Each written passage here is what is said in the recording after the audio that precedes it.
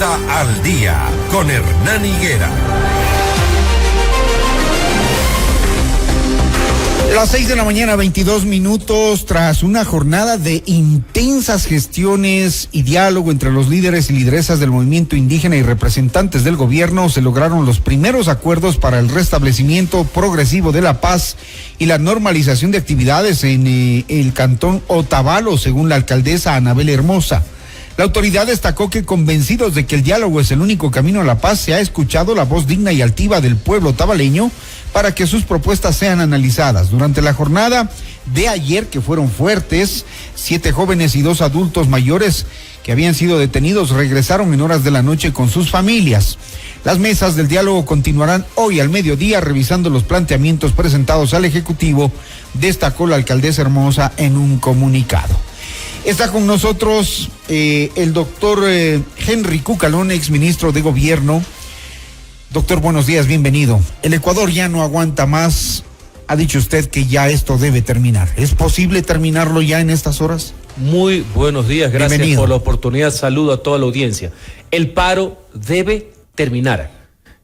El país está harto de todo germen de violencia, donde los más perjudicados terminan siendo los menos favorecidos, justamente a los que supuestamente se defienden. No es el gobierno al que atacan, finalmente son los pobres, el empleo, los grandes perjudicados. Creo que el diálogo siempre será posible, es dable, lo acaba de citar con la noticia de Otavalo. La civilidad, el poder reconocerse entre distintos, no es sinónimo de debilidad, pero es importante, aquí no cabe la intransigencia tampoco. A veces como se critican los gobiernos, que por qué no dialogan, por qué no hacemos también la misma reflexión con cierta dirigencia de la CONAIE. No digo a quienes representan, no digo a los hermanos ecuatorianos a quienes ellos representan, sino a cierta dirigencia que está acostumbrada a imponer. A exigir, ¿no? A exigir. ¿Y qué proponen? A imponer su visión. Comienzan con un tema, más allá que se ha demostrado que el subsidio al diésel es pernicioso. Una vez que tú mantienes el subsidio al transporte público, lo demás se iba a contrabando, a minería ilegal, a narcotráfico. Comienzan con el tema, después el no al extractivismo, no al petróleo, no a la minería, que bajen el IVA, etcétera.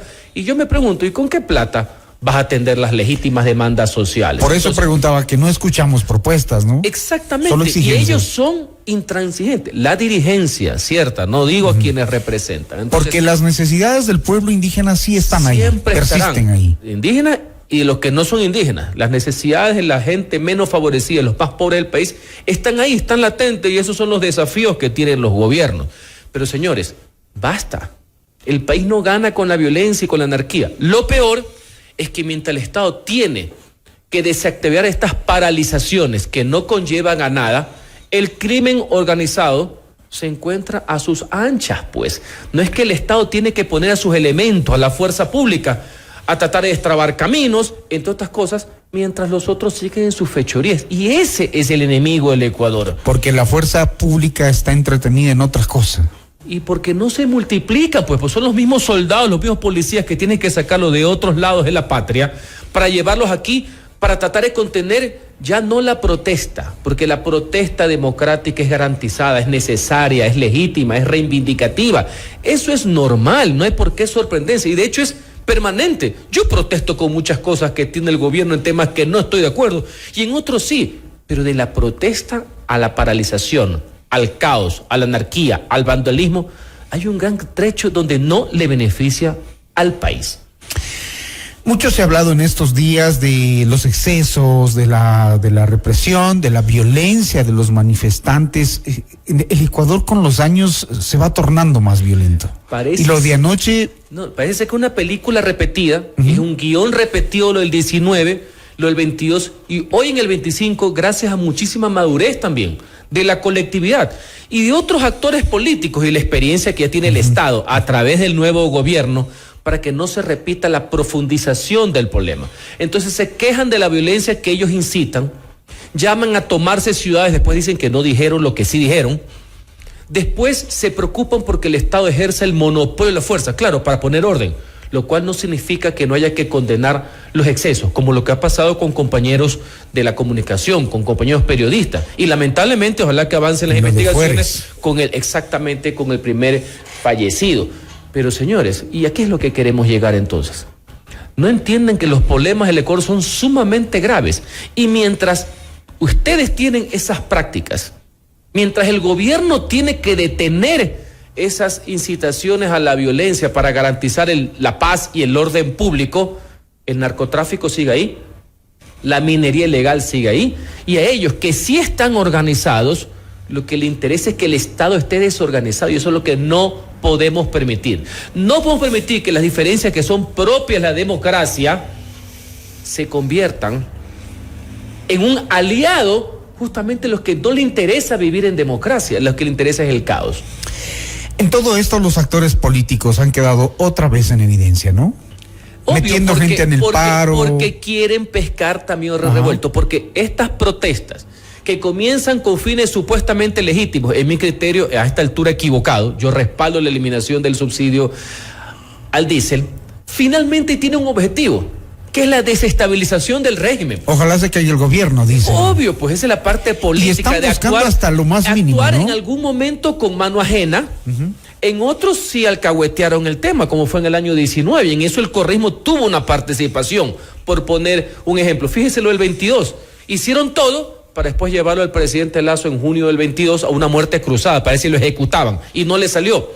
Pero no, eso no lleva a nada. Entonces también hay ciertos intereses políticos, por supuesto, pero eso no le conviene al país. Si tú tienes una posición distinta a la de tu opositor, en este caso el gobierno, demuestra que tú puedes hacer mejor, y la mejor vía es en democracia, es a través de las urnas. Y hay otras vías también. Te voy a poner un ejemplo. Sucedió hace pocas semanas en la ciudad de Cuenca. La ciudad tuvo su más grande manifestación en contra de una decisión de gobierno que atentaba contra lo que ellos consideraban la fuente de recursos hídricos por tema de una concesión minera. No se rompió un solo vidrio. Fue una cuestión cívica de toda la colectividad de varias ideologías, y el gobierno en ese tema dio marcha atrás. ¿Me explico? O sea que sí se puede reclamar protestar en democracia. con altura, pero por supuesto. Con propuestas también, ¿no? Sin Además, duda alguna. sustentando los argumentos. También con el gobierno, cuando muchos ciudadanos reclamaron de que para llegar a una constituyente no te podías saltar a la Corte Constitucional. Finalmente, la Corte dio su dictamen, estamos en una vía, vamos en una consulta, vamos Dios mediante con el voto del pueblo, yo apoyo eso también a una constituyente, ojalá que se pueda dar, todo con los canales democráticos. Hubo una diferencia, una protesta, por así decir, se canaliza jurídicamente, se canaliza cívicamente, y el país marcha. Durante estos 23 días pierde el país, pero también políticamente, ¿quién pierde? ¿La CONAIE? Bueno, la dirigencia de la CONAIE, el señor Vargas y el señor Issa, que profesan el comunismo indoamericano y la barbarie, eso lo han escrito, si es que lo escribieron en todo caso, pero eso es lo que ellos creen. Ellos creen que esta toma, si cabe la palabra, este tipo de imposición es la manera, porque tienen prácticas mariteguistas. Eso es lo que ellos creen que es su ideología. Para mí es la ideología del fracaso, de la pobreza y de la violencia. Pero eso no va más. Por eso es que, sin perjuicio que ha durado más días que lo del 19 y lo del 22, tampoco tiene lo que ellos denominan el estallido. Que para mí el estallido es profundamente antidemocrático. Parece que Vargas no quería ir al paro y que se sintió presionado, por eso tampoco su protagonismo durante el paro. Algunos de los dirigentes, no digo toda la comunidad, piensan que esa es la única alternativa, y no es la alternativa. Está claro que hay no. que tenerlo claro. Y muchos sectores de la población, entendiendo las demandas, inclusive teniendo diferencias. ¿Tú crees que todo el mundo tiene una unanimidad acerca de la decisión del gobierno sobre el diésel? No todos deben estar de acuerdo, pero todos, algunos estando en desacuerdo, comprenden el porqué, y que todos tenemos que hacer un tipo de sacrificio, y que al final quien debe ser favorecido son los más pobres, por poner un ejemplo. Entonces, muchas partes del país, inclusive aquí en la ciudad capital, hay una concientización que eso no lleva absolutamente a nada, que el hecho que puedas no comulgar con el gobierno o simpatizar con el presidente del turno no te da patente de corso para permitir que vengan personas a destruir bienes públicos y privados y atentar contra la paz ciudadana y contra la convivencia pacífica. Claro, porque si ya se resuelve el paro hoy, como acabamos de leer, que parece que ya va a haber una posibilidad de resolverse en las próximas horas, Ahora la pregunta es, ¿quién va a pagar todos los daños? Heridos, muertos. Principalmente, qué dolor que siento por esa querida y linda provincia de Imbabura, provincia que vive el comercio, que vive el turismo, ¿no? Esas pérdidas que, insisto, terminan siendo para los más pobres. Ellos terminan siendo los más afectados de toda esta operación. ¿Quién va a recuperar eso? Así como nos pasó aquí. La dirigencia de $1.000 millones, $1.000 millones, casi el valor del subsidio fue lo que costó el paro del año 22. Cuando estamos ahorita. No debe estar tan lejos. Cuando estamos ahorita tomando un sendero de crecimiento económico, lento pero de crecimiento económico. Para el crecimiento económico es fundamental la estabilidad. La estabilidad política, señores, tener unas reglas mínimas para saber cómo podemos arriesgarnos, invertir, generar empleo, pagar nuestros impuestos con tranquilidad. Esto no abona al desarrollo del país. Si tienen una diferencia democrática, hay las vías del derecho y las vías de las elecciones para manifestarla, no por la vía de la imposición o la violencia. Termino con esto. El gobierno también optó por otra estrategia. Digamos, mientras unos protestaban, el gobierno se fue a las bases, apagó un poco las manifestaciones en Chimborazo y Cotopaxi, digamos que las anuló, porque allá las cosas están tranquilas.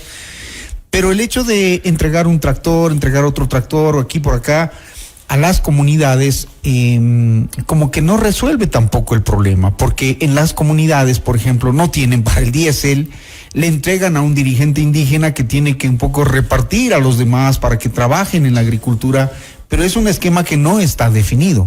Está bien entregar un tractor, pero no resuelve el problema. Hay que separar lo que podría parecer una práctica clientelar, ¿no? De un toma y daca con X personas para tratar de desactivar un problema de lo que es el tema macro.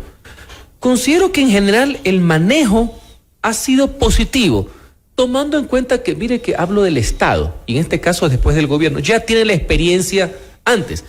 No podemos criticar o apoyar lo que pasa ahorita sin entender los dos procesos anteriores, por así decir. Creo que el mecanismo de compensaciones es válido y ahí está el mecanismo de negociación, del diálogo.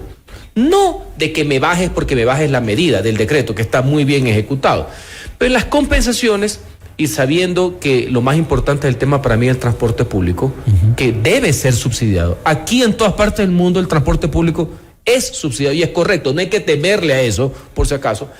Es que a lo mejor esos componentes de la compensación puedan ser el motivo de la negociación, con una mejor focalización, a lo mejor quitar un poquito en una compensación que han puesto de clientelar en un grupo X para ponerlo en el otro. ¿Me explico?